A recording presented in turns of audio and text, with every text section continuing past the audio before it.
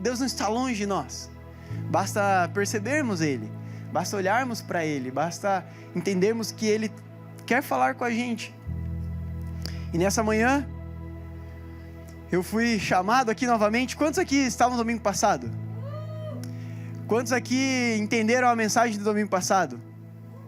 Quantos aqui receberam um tesouro e levaram para casa no domingo passado? Que bom, eu fico muito feliz. Fico muito feliz. E hoje eu vou tentar ser um pouquinho mais organizado com o meu tempo aqui, porque domingo passado faltou a coisa prática, né? Eu vou para casa e faço o que agora? Mas eu vou tentar ser o mais direto possível, o mais claro possível.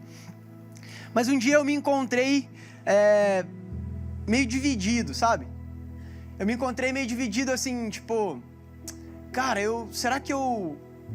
acabei de casar aqui, aí será que eu invisto na minha profissão? Será que eu viro um cara de sucesso e ganho muito dinheiro e muito tal?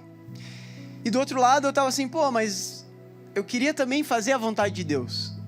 Daí eu cheguei à conclusão de, mas por que esse outro lado não poderia ser a vontade de Deus? Por que trabalhar e ser um bom profissional não significa fazer a vontade de Deus?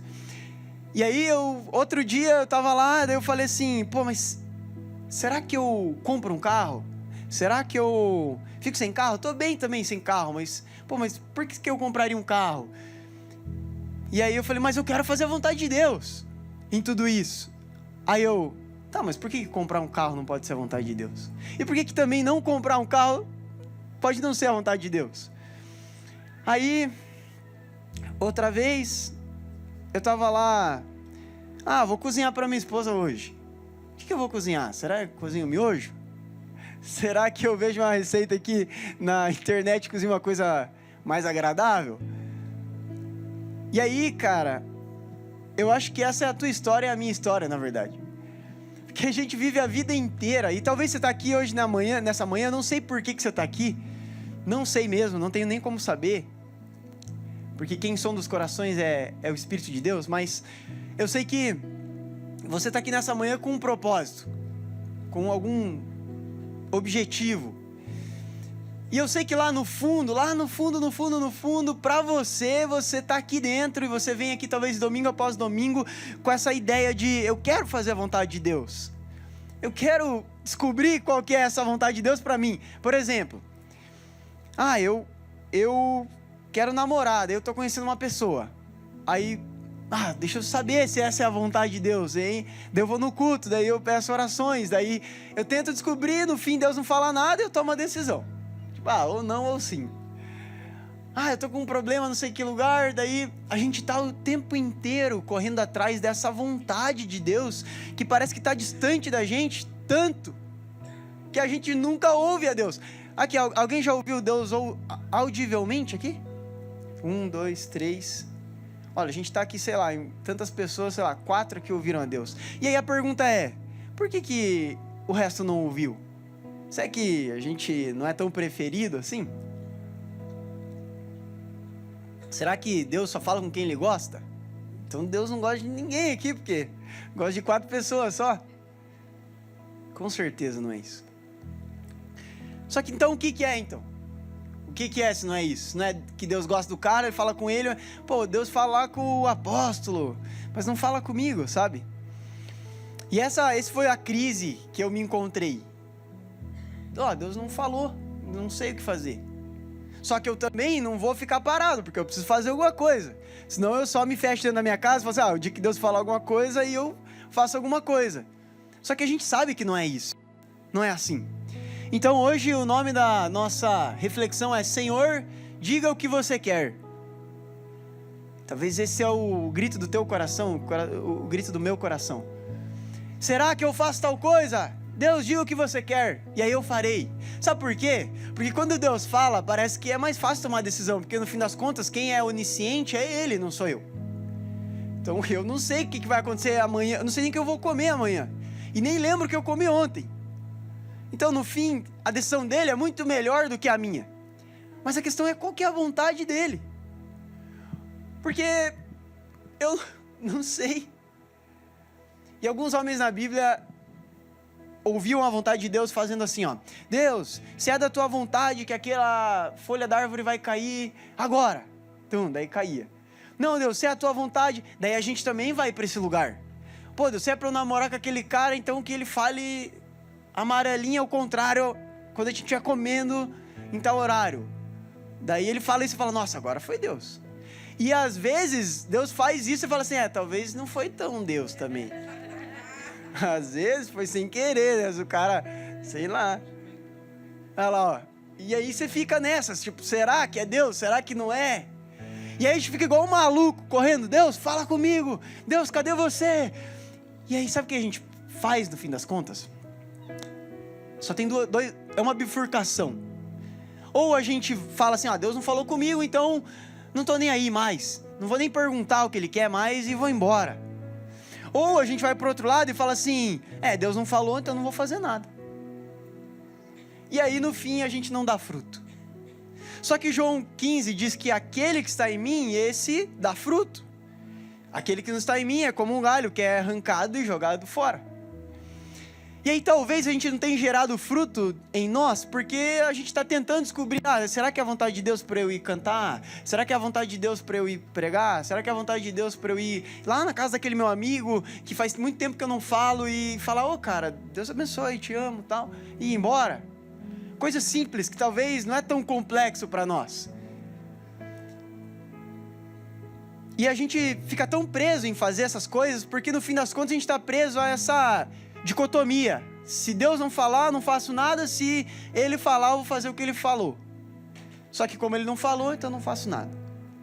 E aí Efésios 5:17 vai dizer: portanto, não sejam insensatos, mas procure compreender qual é a vontade do Senhor. Procure compreender qual é a vontade do Senhor. E aí é isso que acontece, tá? Eu e você lá correndo atrás de qual é a vontade do Senhor, qual é a vontade do Senhor, para isso, para aquilo outro. E aí muitas vezes, na busca por fazer a vontade de Deus, nós não sabemos se estamos no caminho certo, quando Ele não ecoa nenhuma palavra em nossa direção. Então Deus não falou nada, então será que eu tô... Aí você caminha meio com medo assim, será que é aqui? Porque Ele não falou nada, então eu não sei muito bem. Ou talvez você já cansou, como eu disse, de ouvir a Deus e falou: eu vou fazer tudo do jeito que eu quero então. E você tem se frustrado também no meio desse caminho. Então a gente caminha como sem nenhum destino, em direções que estão opostas à vontade dEle. Porque no fim das contas, a gente está guiando o nosso próprio coração. A gente se apaixona por alguém, a gente guia pelo nosso coração. A gente tem medo e a gente não faz alguma coisa, a gente está sendo guiado pelo nosso próprio coração. A gente lê um versículo, a gente pega a Bíblia assim e fala assim: Deus, fala comigo. Aí tem um versículo, você fala assim, daí está escrito lá: não matarás. Você fala: não, mano, eu nem queria matar ninguém. Você tenta construir alguma coisa para fazer sentido para você, para no fim você não ser egoísta e fazer tudo do seu próprio jeito. Só que a gente vai ler uma história hoje, e a gente vai tentar juntos chegar nessa reflexão para descobrir como sair dessa confusão toda que a gente se colocou. Porque a igreja por muito tempo falou pra gente: busca a vontade de Deus. E aí você tinha medo. Eu não sei quantos aqui vieram de igreja, mas eu vim de igreja, então namorar pra mim sempre foi um problema, porque se eu gostar de alguém, eu vou ter que ir lá falar com o cara vai ter que me dizer se é a vontade de Deus ou não, ou talvez eu tenha que falar pra eu orar durante 4 anos. Sabe, era uma loucura descobrir a vontade de Deus, porque eu ficava perdido. E ficava tipo: Deus, cadê você então? Se você quer de fato que eu faça alguma coisa, me diga. Por que eu tenho que ficar igual doido aqui? E a gente vai ler uma história que está lá em Gênesis 12:2. Se você tiver a sua Bíblia aí no seu celular, ou se você tiver internet, acesso à internet, abra essa palavra. Gênesis 12, para você ler depois, refletir nisso aqui. Vamos lá ver até onde que a gente consegue ler. Gênesis 12. Pode começar do 1, desculpa, pode começar do 1 mesmo. Vamos lá. Então o Senhor disse a Abraão, ou melhor, a Abrão: saia da tua terra, do meio dos seus parentes e da casa do seu pai, e vá para a terra que eu mostrarei a você. O verbo no futuro: eu mostrarei a você. Farei de você um grande povo, e o abençoarei. tornarei famoso o seu nome e você será uma bênção. Abençoarei os que te abençoarem e amaldiçoarei os que te amaldiçoarem. Por meio de você, todos os povos da terra serão abençoados. Então Abraão partiu como lhe ordenara o Senhor, e Ló foi com ele. Abraão tinha 75 anos quando saiu de Harã. Levou Sara, sua mulher, o seu sobrinho Ló, todos os bens que haviam acumulado e os servos comprados em Harã. Partiram para a terra de Canaã e lá chegaram. Abraão atravessou a terra até o lugar do carvalho de Moré, em Siquém. Naquela época, os cananeus habitavam essa terra. Ali o Senhor apareceu a Abraão e disse: darei essa terra à sua descendência. Então Abraão construiu ali um altar dedicado ao Senhor, que lhe havia aparecido. Dali prosseguiu em direção às colinas ao leste de Betel, onde armou o acampamento, tendo Betel a oeste e Ai a leste. Também nesse lugar construiu um altar dedicado ao Senhor e invocou o nome do Senhor. Depois Abraão partiu e seguiu em direção ao Neguebe. Eu vou parar aqui porque a gente não tem muito tempo. Mas do versículo 10 até o versículo 20, depois você dá uma lida, mas eu vou fazer um resumo. Então Abraão estava vivendo entre o seu povo, o povo que vocês sabem que descendeu de Noé, né? E se corrompeu diante de Deus, se afastaram de Deus por causa do pecado, fizeram suas próprias vontades e caminhavam segundo os seus próprios desejos. E aí Deus olha para um homem, e não é porque esse homem era tão bonzinho, e Deus separou, falou: você é muito legalzinho, então de todos esses homens maus eu vou separar você. Não, esse homem era um politeísta, esse homem era um homem que também estava distante da vontade de Deus. Entretanto, Deus escolhe ele para dar um exemplo e dizer assim: esse jeito que vocês estão vivendo não é muito agradável, nem para vocês e nem para mim, porque o meu desejo não é que vocês vivam assim. Então eu vou separar esse homem e vou enviar ele para que vocês possam ter um exemplo de como se deve viver. E então Abraão sai da sua terra, do meio da sua parentela, como Deus disse, e vai para uma terra. Só que depois disso aqui, Abraão viaja para o Egito, e ao chegar no Egito, o faraó olha para a esposa dele e fala assim: bonitona, eu vou pegar essa mulher para ser minha mulher. E aí Abraão pega e fala assim: não, fala que você não é minha esposa, fala que você é minha irmã. Porque daí, como ele quer você como esposa, ele vai dar para mim bens, para que eu deixe ele ficar com você. E aí isso acontece, então o faraó vai lá, toma a mulher de Abraão, e aí Deus diz: isso não é agradável diante dos meus olhos. E aí Abraão tem que ir lá falar com o faraó e dizer assim: não, então, na verdade, ela é minha esposa. E aí o faraó fala assim: por que você não me avisou que ela era tua esposa? E aí o faraó envia eles com vários bens, com várias coisas, naquela época muito boas, de volta para a viagem. E ele vai. E ele chega numa outra terra e ele faz a mesma coisa. Ele fala: se o Senhor dessa terra pedir, você fala que você é a minha irmã. E acontece de novo. E aí Deus, no momento em que esse homem vai ter com a mulher de Abraão, Deus aparece para esse homem e fala assim: se você fizer isso, eu vou matar todo mundo aqui. E aí ele fala assim: não, como assim? Então, porque essa aí não é a irmã dele, é a esposa dele. E aí esse homem fala: não, meu Deus do céu, então... Aí ele vai lá falar com Abraão e a mesma história. E aí Abraão vai seguindo a vida.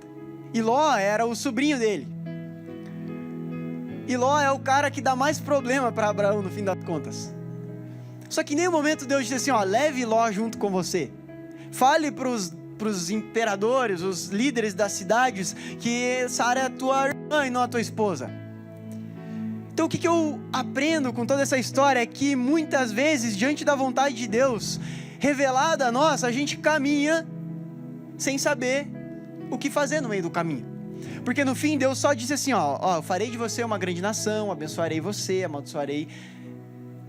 E aí vai contando o fim da história. Farei de você uma multidão.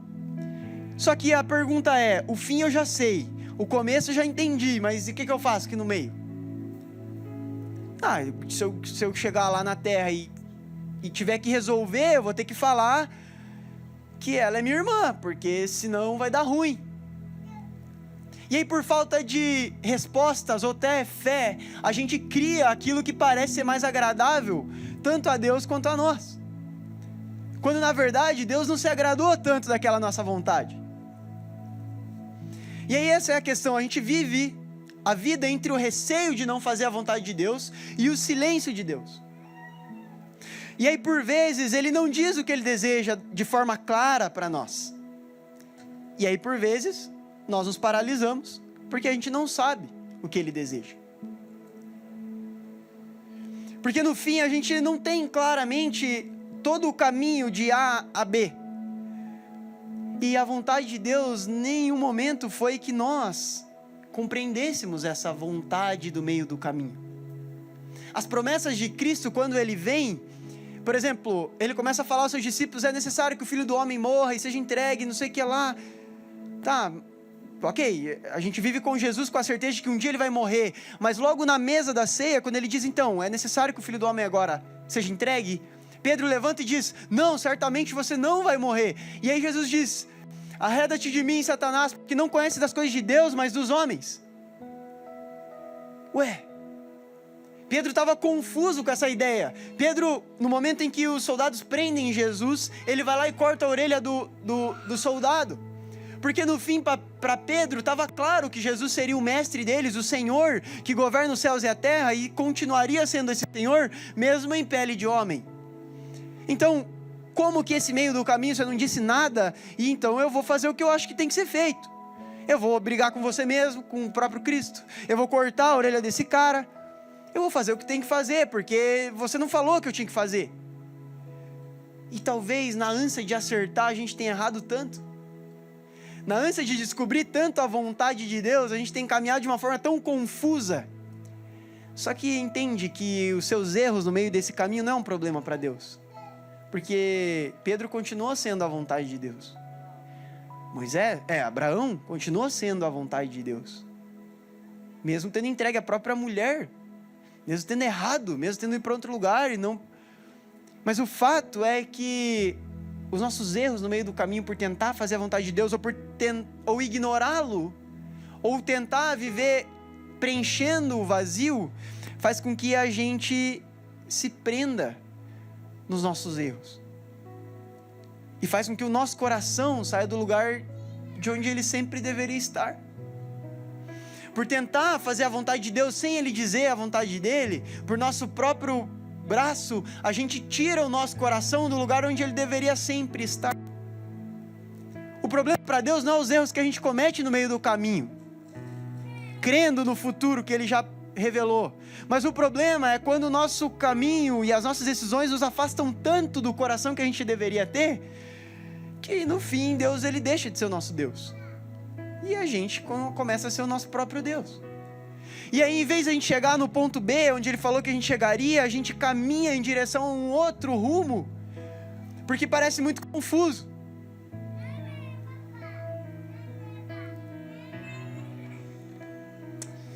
João 20:29 diz assim: porque me viu, você creu? Bem-aventurados os que não viram e creram. A fé, ela nos conduz a uma jornada, onde Deus não está em silêncio porque não tem o que dizer mais, mas porque talvez Ele já disse o que Ele desejava. E talvez Deus está em silêncio na nossa vida porque talvez Ele já tenha dito, e é o nosso coração que está distante daquilo que Ele disse. E a nossa fé já perdeu o sentido do futuro que Ele prometeu que já existiria.